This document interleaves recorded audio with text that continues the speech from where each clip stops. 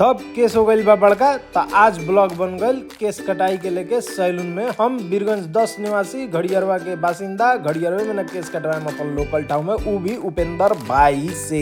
हम उपेंद्र ठाकुर मतलब गड़िया पका 2 नंबर गेट से बोला तानी 2.5 सालों से आवे नहीं हमरा लगे केस कटवावे। जैसे कि बात आयल सालों से हम केस कटा रहल बानी उपेंद्र भाई से। तो उपेंद्र भाई ना, उपेंद्र भाई के भैया, उपेंद्र भाई के चाचा भी शायद केस कटले हो कि लोग, लेकिन जे बालोग ये लोग से केस कटावल जाई। तो अब तोड़ मरोड़ के इधर से उधर करके, लेकिन केस कटवाई के सिंपल बाटे भाई।